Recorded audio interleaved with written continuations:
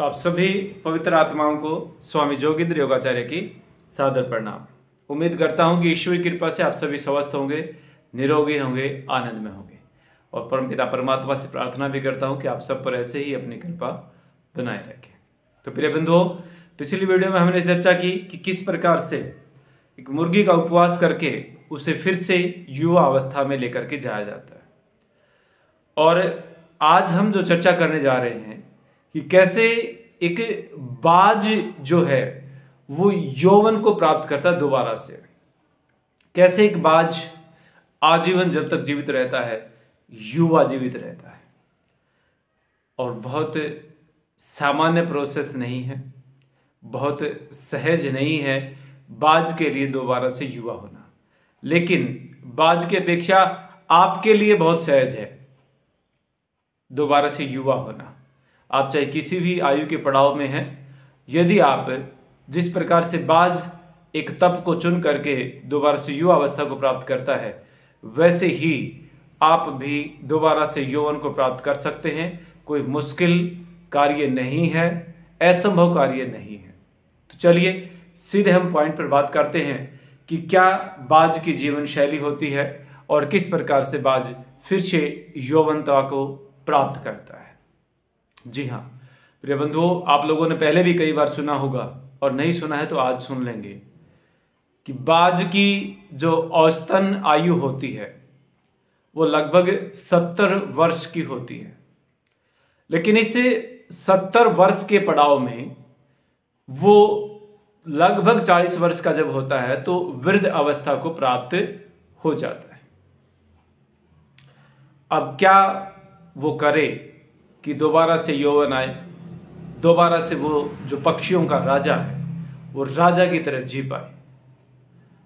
40 वर्ष की आयु तक आते आते जब वो वृद्ध अवस्था को प्राप्त होता है तो उसके पास से केवल 2 ऑप्शन होते हैं, या तो वो सुसाइड कर ले, कोई अन्य पशु पक्षी उसको मार करके खा जाए, क्योंकि 40 तक पहुंचते पहुंचते उसकी जो चोंच है वो अंदर की तरफ मुड़ जाती है। वो किसी भी शिकार को खाने में सक्षम नहीं रहता है। उसके जो पंजे हैं वो अंदर की तरफ मुड़ जाते हैं, वो अपने शिकार को पकड़ने में सक्षम नहीं रहते।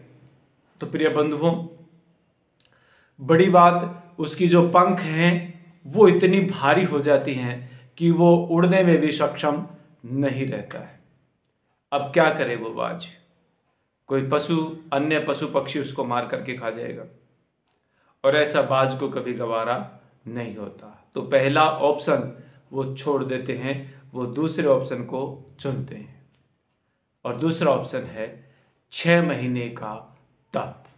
जी हाँ प्रिय बंधुओं, हर बाज 6 महीने के तप को चुनता है और उस तपस्या के बाद वो एक युवा बाज बनकर के आता है।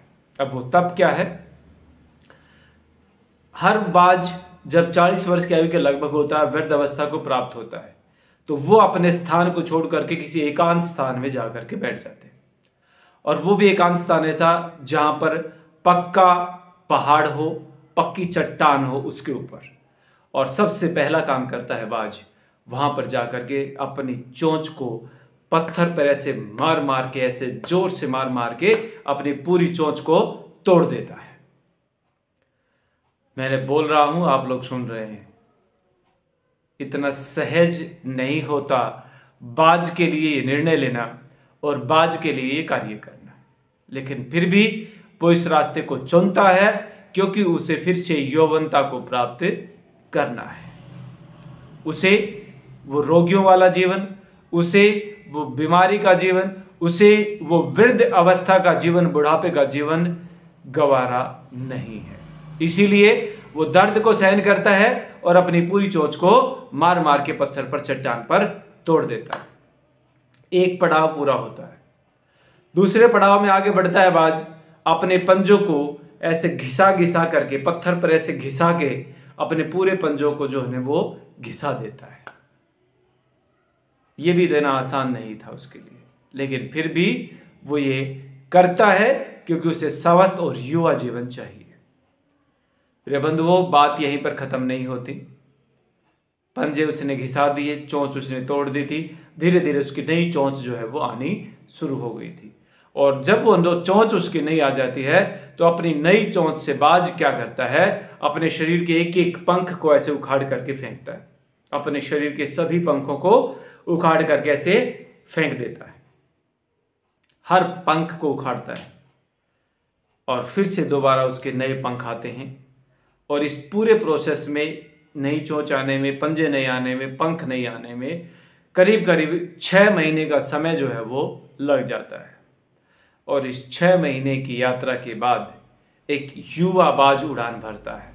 एक युवा बाज, वो उसकी खुशी, वो उसकी उड़ान का आनंद, वो बहुत ही अलग होता है। और कोई ये नहीं बता सकता कि ये वही वृद्ध बाज है जो कुछ 6 महीने पहले यहां पर एकांत में आया था। प्रिय बंधुओं, ये स्टोरी मैं अक्सर चर्चा करता था, ये घटना मैं हमेशा चर्चा करता था लोगों को मोटिवेट करने के लिए, ताकि उनको समझ में आए कि आप जीवन के किसी भी पड़ाव से कभी भी बाउंस बैक कर सकते हो। लेकिन जब हमने जीवनदायिनी भोजन प्रथा के पर काम करना शुरू किया, संजीवनी पर काम करना शुरू किया, तब जब बाज की कहानी के विषय में सुना, बाज पर चर्चा हुई, तो एक और बात समझ में आई, और वो आपको भी समझ में आएगी कि केवल चोंच तोड़ने से बाज युवा नहीं हुआ, केवल पंजे घिसाने से बाज युवा नहीं हुआ, केवल पंखों को उखाड़ने से बाज युवा नहीं हुआ। अब वो जो 6 महीने का समय वहां पर बाज एकांत में अकेला रहा।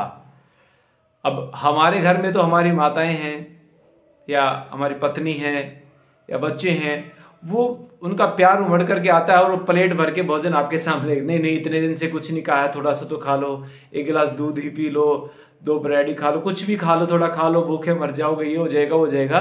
लेकिन बाज की पत्नी वहां पर प्लेट भर के उसके सामने भोजन नहीं परोसने गई। अगर हमारी तरह उसकी पत्नी होती तो वो भी उसको नहीं करने देती और वो कभी युवा नहीं हो पाता।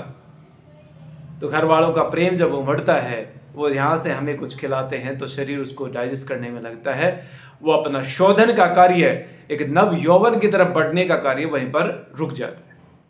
जी हाँ प्रिय बंधुओं, बाज 6 महीने तक उपवास करता है। 6 महीने तक वो कुछ भी नहीं खा पाता, या तो ये कहिए कि नहीं खा पाता या नहीं खाता, क्योंकि जिसका मुंह टूट गया वो कहां से खाएगा, जिसकी पंख ही नहीं है उड़ करके कहां जाएगा, कहां से लेके आएगा भोजन, पंजे नहीं है शिकार कहां से पकड़ेगा।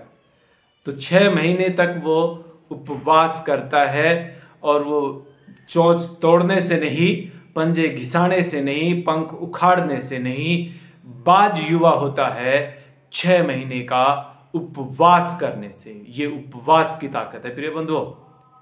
हमारे ऋषि मुनि, ऋषि का मतलब रिसर्चर होता है, साइंटिस्ट होता है, ऐसे ही मूर्ख नहीं थे जो हमें उपवास करने के लिए बार बार जोर दिया गया हमारे आयुर्वेद के ग्रंथों में। हमारे ऋषियों ने कहा कि लंघनम परम औषधम, कि लंघन दुनिया की सबसे बड़ी औषधि है, ऐसे ही नहीं कह दिया था उन्होंने। तो इसीलिए उम्मीद करूंगा कि आप बाज की घटना से कुछ समझेंगे और जीवन में उपवास को महत्व देंगे और उपवास करेंगे। उपवास का मतलब उपवास करना है, उपवास मत करना। उपवास के दिनों में हम लोग नॉर्मल दिनों से ज्यादा खाते हैं, लेकिन यहाँ पर उपवास का मतलब सीधा सा है, ना कुछ खाना ना कुछ पीना, ये होता है उपवास। और ऐसा उपवास करना, अगर आप सामान्य वे में अभी जैसे रह रहे हैं वैसे उपवास करोगे तो गैस भी बनेगी, एसिडिटी बनेगी, सिर में दर्द भी होगा, चक्कर भी आएंगे। लेकिन संजीवनी क्रिया यदि आप साथ साथ करते हैं तो फिर आपको गैस्ट्रिक की प्रॉब्लम नहीं होगी, क्योंकि पहले अभी तो आंतों में जो मल भरा हुआ वो सड़ता है। संजीवनी करते हैं तो साथ साथ आपके आंत की सफाई हो जाती है, तो फिर ये प्रॉब्लम्स आपको फेस नहीं करने की, बड़ी सहजता से आप उपवास से कर सकते हो। तो उम्मीद करता हूं कि आपको समझ में आई होगी बाज की जीवन शैली से खुद के लिए। तो अभी जो लोग 60 से ऊपर हो चुके हैं उनसे निवेदन कर रहा हूं कि बाउंस बैक करने का समय आ गया है। यहां से उपवास की प्रथा को अपनाएं, भोजन प्रथा को अपनाएं और संजीवनी क्रिया को अपना करके दोबारा से बाउंस बैक करके फिर से यौवन को प्राप्त करें। और हमेशा जब तक जीवित रहें, आप शतायु होकर के जीवित रहें और 100 वर्ष की आपकी आयु हो, आप स्वस्थ रहें, निरोगी रहें। इन शब्दों के साथ आप सबका बहुत बहुत आभार। धन्यवाद, धन्यवाद, धन्यवाद।